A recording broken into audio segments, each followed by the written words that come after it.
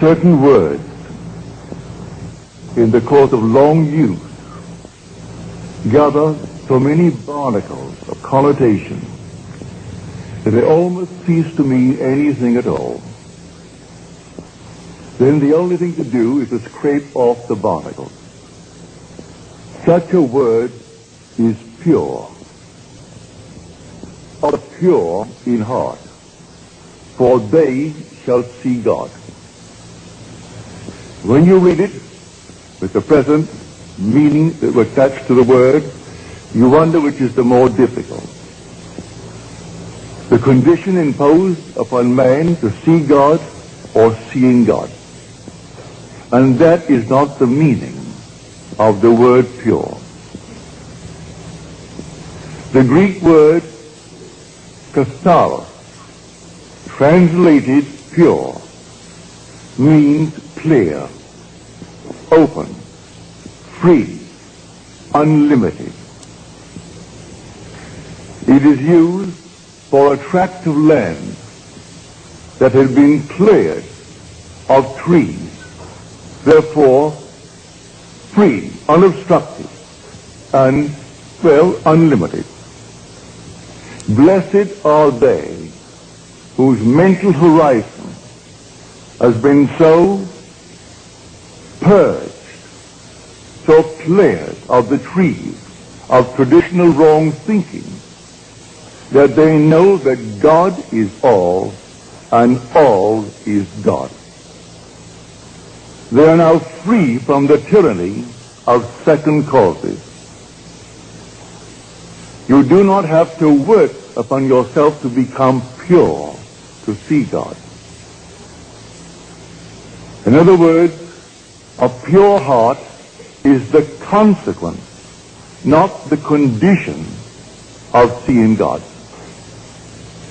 The moment you see God, your heart is purified of all secondary causes.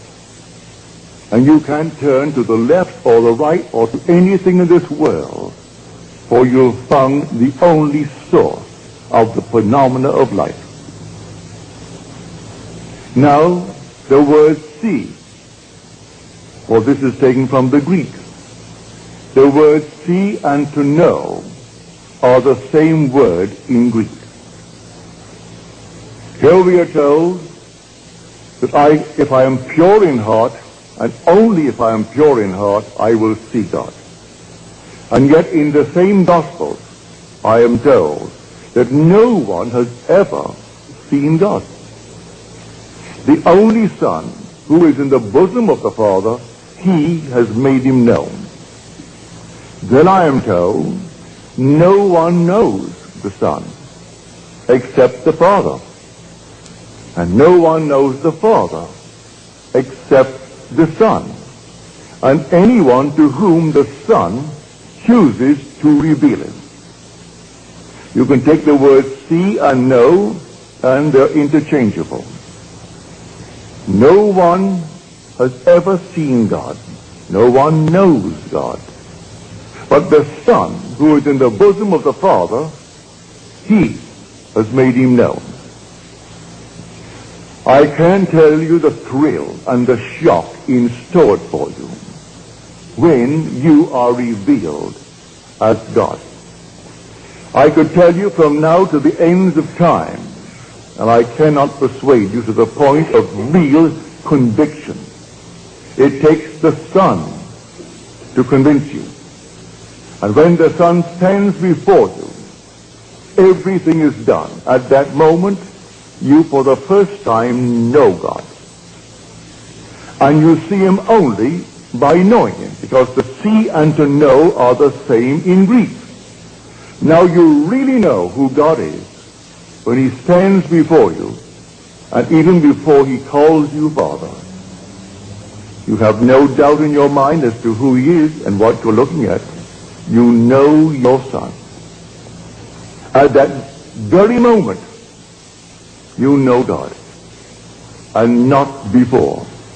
You might have heard it, you might have read it, but you are not persuaded to the point of real inner conviction until you know it in this manner. So no one knows who the Son is except the Father. And no one knows who the Father is except the Son. And anyone to whom the Son chooses to reveal him. And if the Son sets you free, you are free indeed. And only the Son can set you free. And so when he comes, and he will come, let the whole vast world rise in opposition to what I'm telling you. It makes no difference to me whatsoever. I know, I've experienced it. And oh, what a thrill and what a shock when you go to bed perfectly normally as a simple man and have an experience of this nature, and suddenly you are startled. You, your simple little being that you are God. Well, you can't deny it.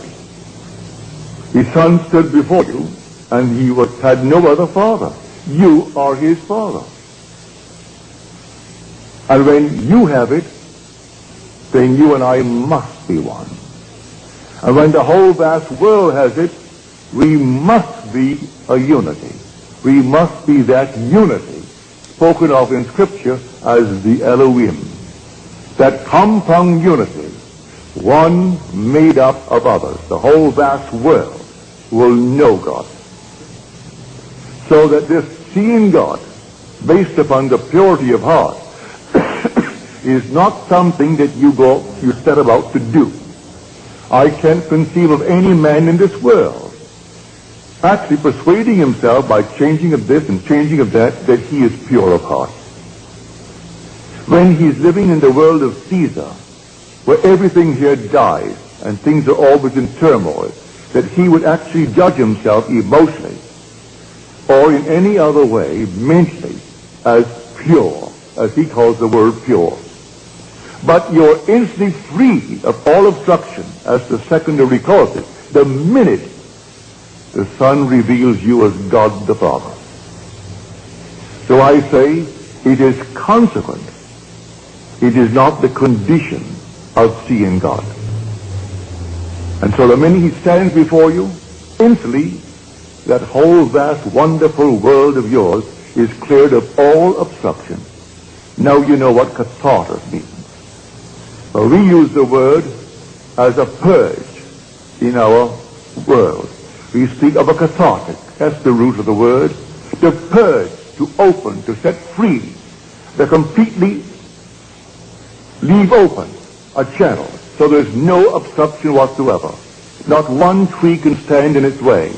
And so when this track is completely cleared, and it's cleared the minute you see David, at that moment there is no other cause. And until that moment I turn to this, to that, and to the other, these secondary causes, and live in a horrible state. For that is the greatest tyranny of the world, the belief in secondary causes.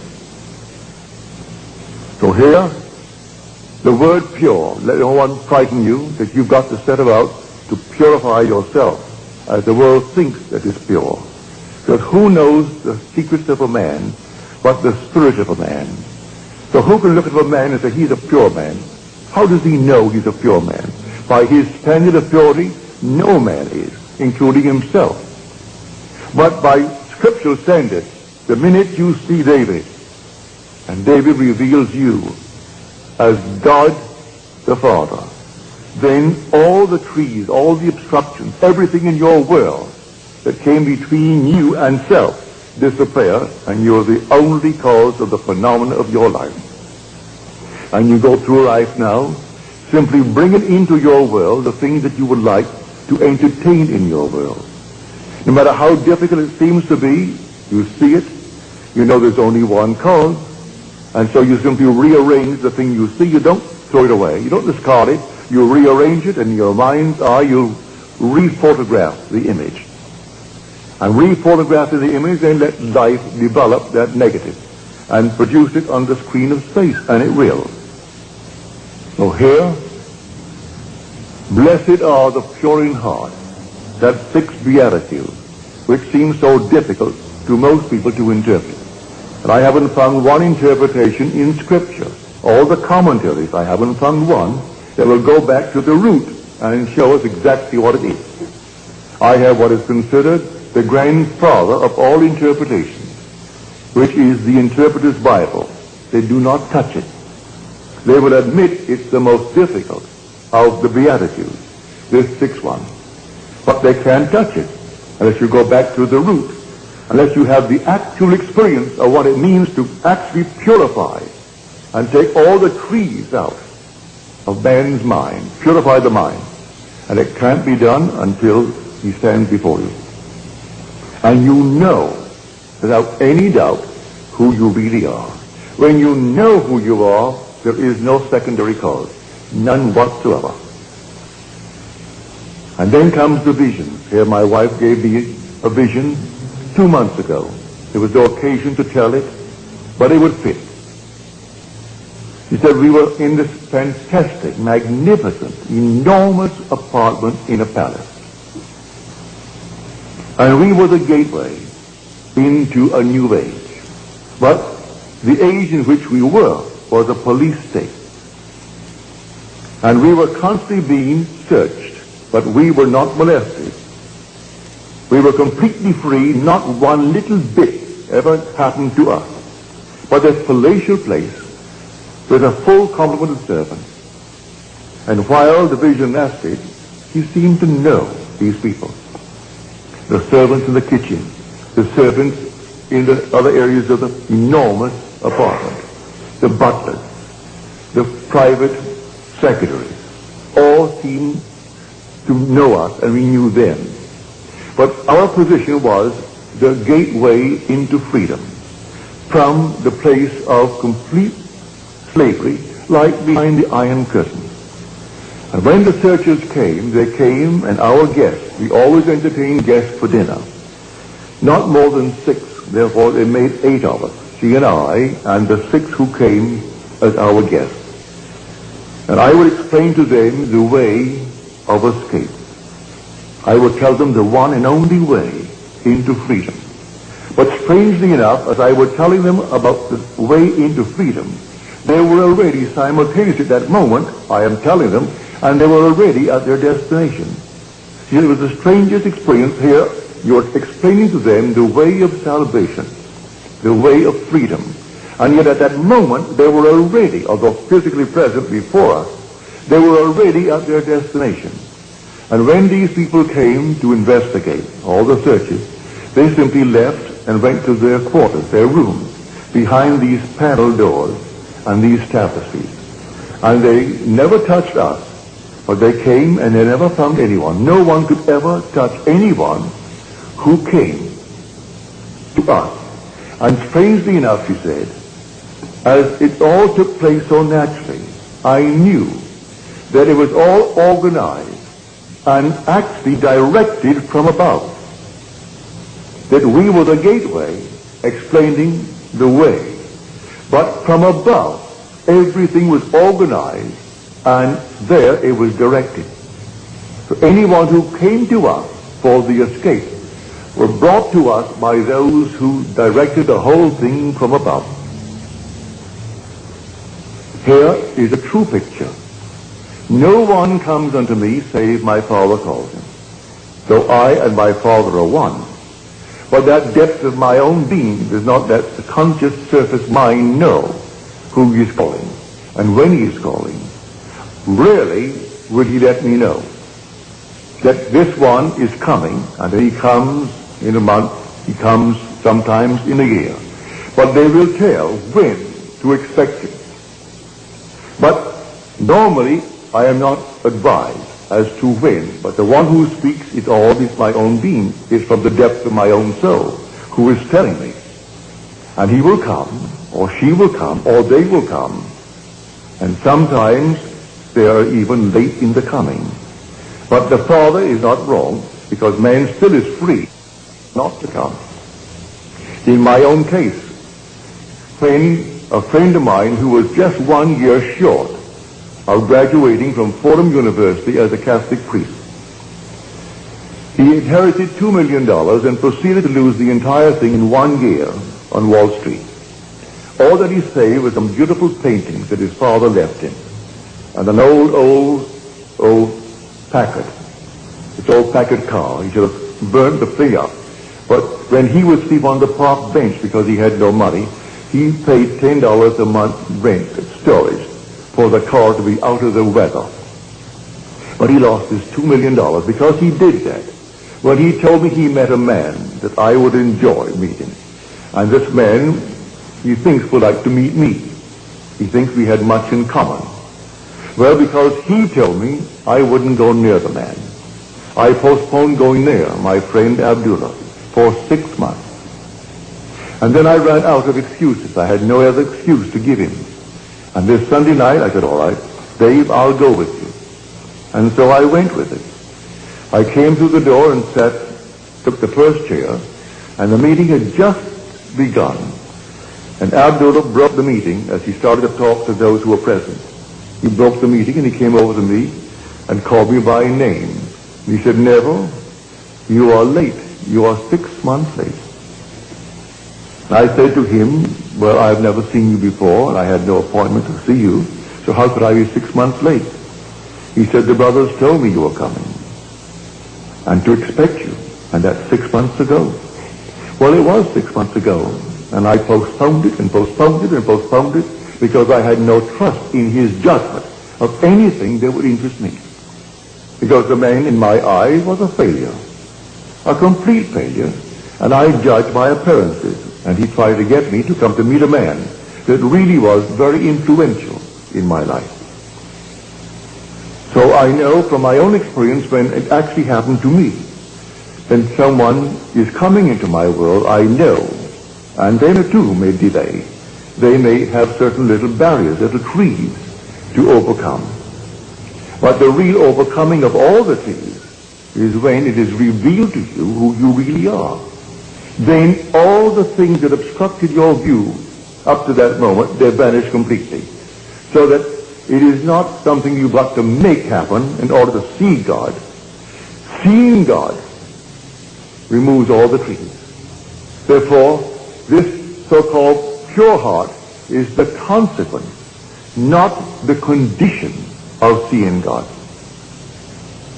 So when we read in Scripture that no one has ever seen him, only the Son reveals him, it's true. I can see I am. I can see I am's manifestations. I see the necessity of a creative imagination clothing itself in concepts of itself. And I can see myself clothed in concepts of myself. When Scripture speaks of David, this is he, rise and anoint him. And then the Spirit of God came mightily upon David from that day forward. What does it mean? He's clothed with David. But then who is David? You are David. You're doing the will of your Father. He'll put you through all the furnaces of affliction because he cannot give his glory to another. How can I give my glory to another? He can't give it to another. He has to make it you himself. And so he clothed himself with David as he clothed himself with Gideon. He clothed himself with you, and you are doing the will of your Father. So I have found in David, the son of Jesse, which is I am, a man after my own heart who will do all my will. You are doing your Father's will. But everything that you've imagined, you're doing it. And when you look into the world and you don't like what you are seeing, maybe you haven't cleared it yet, because you're not completely cleared of the obstruction until you know God. When you know him, because the Son reveals him, then you know God and you have no obstruction. Until then, there are still secondary causes. And you will say, well, now, he did it, or she did it, or they did it, all the conditions did it. Today we have this, a depression. We have a recession. We have unemployment. And so we turn to all these secondary causes for our present restriction or failure. And it isn't that at all. Someone is ill, and they blame a condition. It's not the thing at all. I can tell you of numberless things that would contradict completely the findings of so-called science today, and blaming this, that, or the other for a certain effect. And I could turn to just as many on the opposite side who never did the things that they claim you must do in order to have the effect, and they ask, then why? Why does this happen to this crowd who never subjected itself to the test that you have given, and yet they have the same effect? We are emotional filters, and we bear the mark of our prevalent emotions. So what is that prevalent emotion that you and I are entertaining morning, noon, and night? I can entertain the limitation of failure. Or I can even get into a cycle, so that at every season of the year, at a certain season, it could be spring, summer, autumn, winter, where things seem to go down. And year after year, they will go down. No matter what I have in the spring, if the winter is when it goes down, it'll go down, if I don't get out of that cycle. And I believe that simply in some tree that is not yet removed, on the other hand, let me encourage you, you can't remove it by taking thought. You can't remove it by working on yourself. You'll remove it that day when David stands before you. And may I tell you, he will stand before you. Every one he will stand before. And when he stands before you, and you know that he is your son, you know who you are. For David is the Son of God. There is no other Son of God, if you read the Scripture correctly. But when you know how to read Scripture, you must see that when these evangelists, Matthew, Mark, Luke, and John, and they're all anonymous names, when they wrote their Gospels, they were not writing biography. They were writing theology. They were not writing secular history. They were writing the history of redemption. It's all the difference in the world. Men not knowing this, they'll read it as secular history. And they'll think here is the biography of a man called Jesus. The whole story of Jesus, from his birth through his ascension into heaven, is, to those who understand who he is, a sign granted by God to those who will receive it. But the signs of God's wonderful redemptive activity were not the signs that Israel was expecting. Therefore, they completely rejected it. They would not accept it when I tell you this is what it is. You are born from above, and you're born in this manner. And you rise from the grave, and the grave is your own wonderful being. It's your own skull.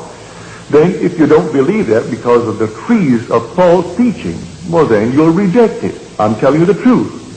But if you've been conditioned through these traditional wrong thinkings, these trees must then be removed. I can aid you to take a few out, but they will not all go until that last one when David stands and confirms all that I tell you. So all that I have told you and all that I will continue to tell you is simply in Scripture, but it is not biography. It's theology. It's simply the knowledge of God and God's way of redemption. That's the entire story. But if I take it as the world takes it, as biography, and simply secular history, well then I miss the point completely. So, you will see God, and when you see him, you will say within your heart, well, I didn't think myself qualified. For you don't feel any change. You're so capable of a violent act the very next day, if someone should injure the one you love. If someone this very night injured my daughter, or my wife, or those that I love, I am quite capable of the most violent act, and yet I am free of these trees of traditional wrong thinking. And that means I am pure in heart. But I make no claim to the purity based upon man's concept of purity. Has nothing to do with any purity as the world thinks it. He turned to the harlot and said that the one who has no sin, let him cast the first stone.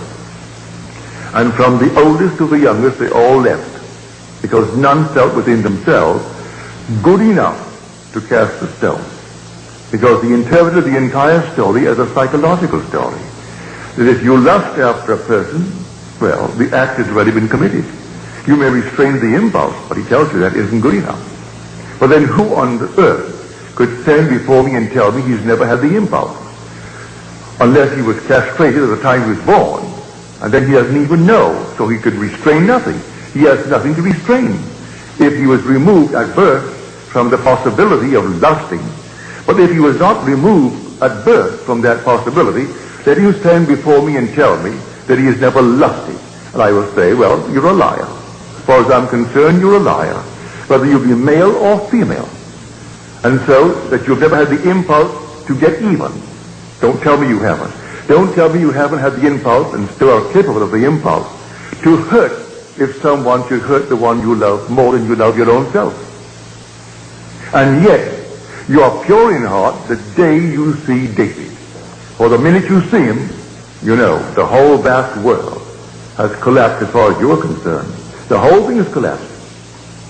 And now you no longer can turn to this, that, and the other and blame it or praise it for anything that's happening in your world.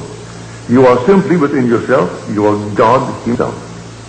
You are the God, creating good, bad, and indifferent in your world. A friend of mine in the audience tonight, he said, I had this vivid dream. My wife and I, and here we are, and the world is coming to an end. The whole thing is coming to an end. It began to shake. A wind, the unearthly wind came up, and then the rain like a flood, and then the earth is shaking. And I said to myself, well, the earth has gone out of orbit. I wasn't afraid of death, and my wife, she wasn't afraid of death, but I thought the whole thing was simply coming apart and coming to an end. That's a wonderful adumbration. Read it in the 13th chapter of Mark. Read it in Matthew. You see these buildings? Not one stone will be left standing upon the other, but it will be turned down. That's when the Son of Man is coming. That's the end of the age. Well, in your case, you had a most wonderful adumbration. And you're not given these adumbrations when you're far removed from the actual event. When this thing happens to you, be watchful. It's coming. This is simply a foreshadowing in a not altogether a conclusive way, no, the way you saw it, but when it happens, when the whole thing collapses, and the ideas by which you lived in the past, you no longer can live by them. You just can't live by them. Nothing external, the whole thing is internal. The whole drama of life is a psychological drama, and now you know it. So your vision is perfectly marvelous, perfectly wonderful. Others are finding themselves interwoven in their lives. 2 and 3 and 4 together, all interwoven as though this thing has been going on over and over again. It has been going on. Before the world was, we were one, and yet individualized. We were brothers, greatly in love, a love beyond the wildest dream of man. And we deliberately and purposely came down into this world of horror for a purpose. And as the poet says, when we are so curious about why are we here, he said, be patient. Our playwright will show in some 5th act what this wild drama means. So here we have it in 4 acts, like the 4 corners of the universe. Wait, be patient. In some 5th act, he's going to show what the wild drama means. And it will be beyond the wildest dream of man, the glory that comes out of the horror to which we go here. We must pass through it. You and I agreed to dream in concert, and we haven't violated that pledge. We still dream in concert. So we can share the same room, share the same events, see them a little bit differently because through different eyes, but the same event. You see it just a little shade differently. So when you read Scripture, don't take anything for granted. For this simple little statement, I have heard so many ministers from the pulpit take that 6th beatitude and they made, the strangest thing out of it. They frightened the people to death. But they went through that door after the service and they wondered how on earth would I ever see God. For they knew in the depths of their soul, if they had to be pure, as he pointed out what you had to be, well then you could never see God. But you'll never see him, say you see him through the sun. Because you are spirit. You don't look into the mirror and see God. You see him in his Son. Thou art my Son. Today I have begotten thee. And as you're told, scholars are not convinced that the 2nd Psalm is that of David. But read the 4th chapter of the book of Acts. And you say, O sovereign Lord, creator of the heavens and the earth and the seas and all therein, who by the mouth of our father David, thy son, did say, then he quotes the second psalm. If you want any confirmation as to who actually wrote that second psalm, read the 4th chapter of the book of Acts, which is written by the author of the book of Luke. And in the book of Luke, you read the words in the 20th chapter. Why did David in the Spirit call him Lord? If David thus calls him Lord, how can he be David's son? For in calling him Lord, he confessed he was his father, not his son. And now this is written by the Son, as told us in the 4th chapter of Acts, and first revealed in the 2nd chapter of the book of Psalms. And I will tell of the decree of the Lord. He said unto me, thou art my son. Today I have begotten thee. So here the drama is really in you. The whole drama is in every individual in this world. And it simply only unfolds in man. And when it unfolds in man, what in this world is worth more than the unfolding of the drama in you? If you own the whole vast world, you wouldn't leave it. For this will all vanish anyway. So what does it matter if you own the whole thing? But one thing they can't take from you is the being that you really are. That essential being is God. But if you don't know it, well then it's like a fabulous fortune of which you are totally unaware. Therefore it is non-existent. It means nothing to you if you are totally unaware of it. But when you are aware through the Son that you are God the Father, then you are set free. For if the Son sets you free, you are free indeed. Now he said, I will be with you a little longer, and then I go to him who sent me. Yet he who sent me has never left me. He and I are one. Oh, do show us, oh Lord, show us the Father. I have been so long with you, and yet you do not know me, Philip. He who has seen me has seen the Father. If you see me. But then who are you who is speaking? At one moment, if you read Scripture properly, he is speaking in the capacity of the Son, therefore David is speaking. At another moment, he is speaking in the capacity of Father, and therefore it is the invisible Spirit speaking. But no one has ever seen him. Who can say he's seen him? Until you see him in spirit, you can't see him here. All these are masks. So what on earth could ever look like him? No. You will know exactly who you are when you see David. Because the Father and the Son are one. And you will actually see in David what you, matured, must be. And then I know it's the same face into whose body I was incorporated, for he is the image, matured image of David. And so when he embraced me and we became one body, one spirit, and then I was sent into the world.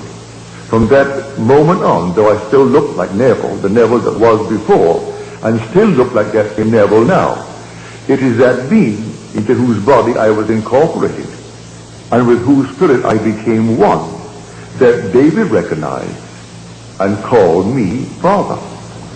For he who is united to the Lord becomes one spirit with him. And so there's only one being resurrecting. So the resurrection is not over, it is taking place.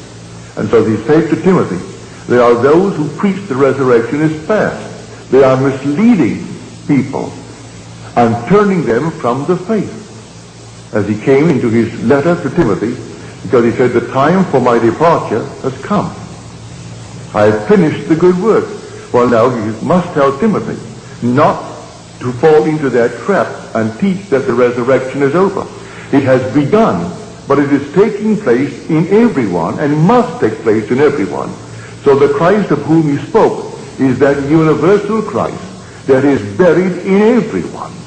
And in everyone, but individually, he must rise. And the same pattern foretold in Scripture by which he rose must take place in man. He came out of one place where he was buried, and there's only one place, and it is named skull. Luke does not minimize the word, neither does John. Even though he will give you the word Golgotha, he'll translate the word Golgotha. Golgotha means skull in Hebrew. But in some translations, they don't even give you the Hebrew word. They say, and he was crucified and buried on Golgotha. So there's only one place you're ever going to rise. And you aren't going to rise in Forest Lawn. You're going to rise out of your own wonderful skull while you're walking the earth. That's where you're going to rise. Save your money if you're planning any little plot to bury the little body, for you aren't going to rise there. In fact, you will never be taken there. Let them destroy this body, let them turn it into ash. It means nothing. You will still be in that immortal skull where you were buried in the beginning. And from that skull, you're going to rise. And all the imagery of Scripture will surround you when you rise. And then will come this wonderful unfolding pattern, for there's only one pattern, that must repeat itself through the indwelling in man of Jesus Christ. Were he not in us, then he could not repeat the drama. But the same thing is told in the gospel. That same drama unfolds itself in the individual. And he is the Lord, who is the Father of the only Son, and that Son is David. So when you read the story, if you have a concordance, and I recommend if you don't have one, and you plan ever to get one, the best that I know of is Strong's. Strong's Concordance. It's exhaustive. It has every word. Don't buy the metaphysical concordance and or the metaphysical dictionary and these things. That's all, well, speculation. This is simply the original term, translated in the original meanings of the word used when it was first put into the scroll. Now you can take from this many definitions. For instance, we took tonight the word see. Well, one definition given in concordance, in Strong's Concordance, is to show self, to experience. Well, to experience, David, is to see. But you must experience it. Not hearsay, it must be an experience. So that is to see. And so he who sees the Son then knows the Father. If you knew me, you would have known my Father. And yet I and my Father are one. So to experience David is to know God. And you know God as the Father of the one that you are now looking at. And the one looking at him is yourself. And you feel that father-son relationship. Now that is completely in conflict with the whole vast Christian world concerning the story of Jesus Christ. And yet I've been sent to tell it. Tell it not as hearsay, but tell it as experience. And so I share it with you. And not eternity could ever deny it. Because you're going to have it just as I have told you. You're not going to bury it at all, because there's only one pattern, and that pattern will unfold within you. And when it unfolds within you, you will depart this world that is a police state. And maybe I will still be there, giving these sumptuous dinner parties, not more than 8. And 8 is the number of resurrection. There were 6 guests, and 6 is the number of man. And 8 is the number of resurrection. So the 6, which is man, now will be set free. So here this sumptuous, wonderful dinner.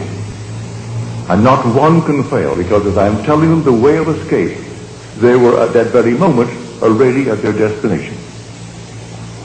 So not one who came to search the house could ever find one of my guests. And as they came, the butler announced, the officers are here, and out my guests would go behind the tapestries and the panel wall into their quarters.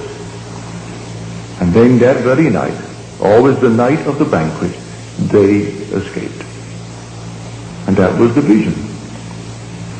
So I tell you, it's a true vision.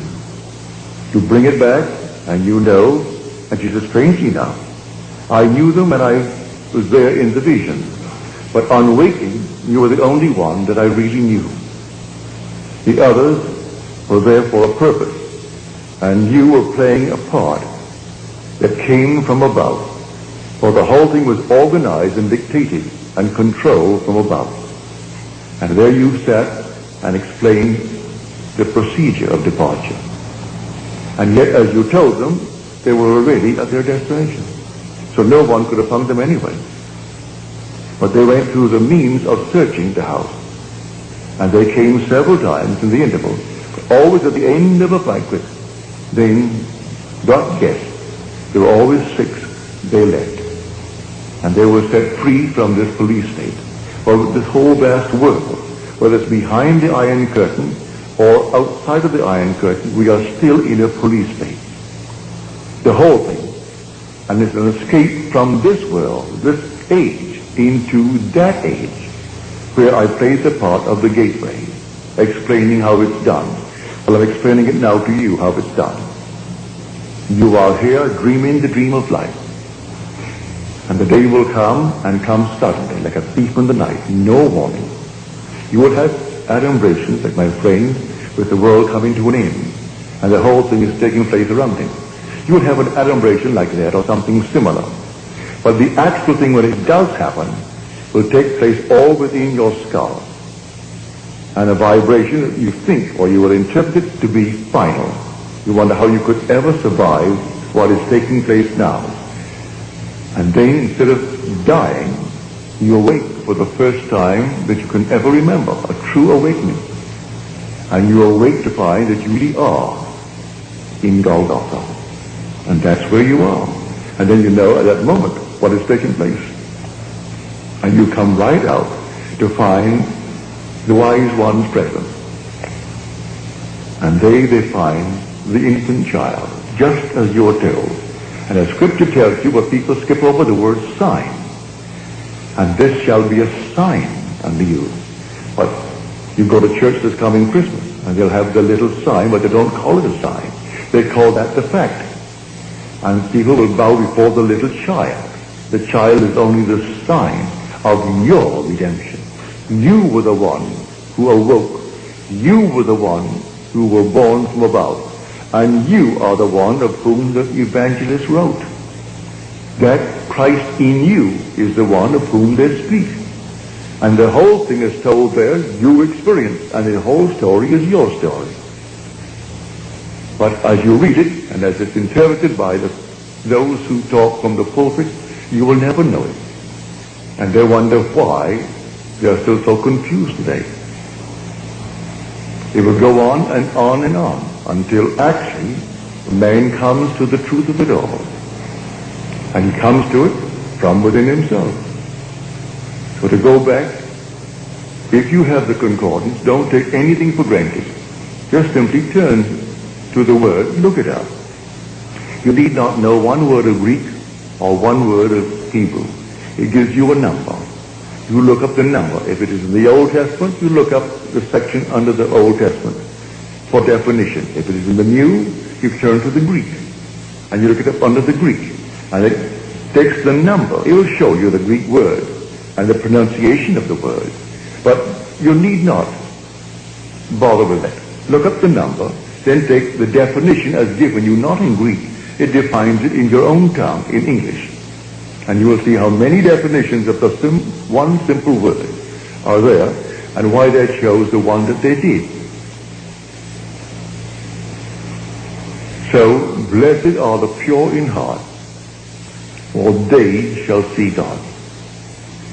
And the pure in heart is simply the consequence, not the condition for seeing God. Seeing God produces automatically, instantly, the pure heart, which is nothing more than the purging of the mind of all beliefs in secondary causes, clearing the mind of all obstructions, leaving you completely alone, that God is all that there is, and all is God.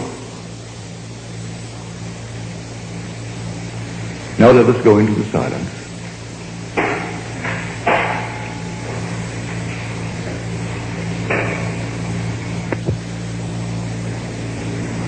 Another friend who was here tonight,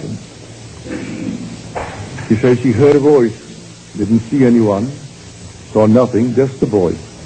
The voice said to her, you will be called and sent, and you will not return.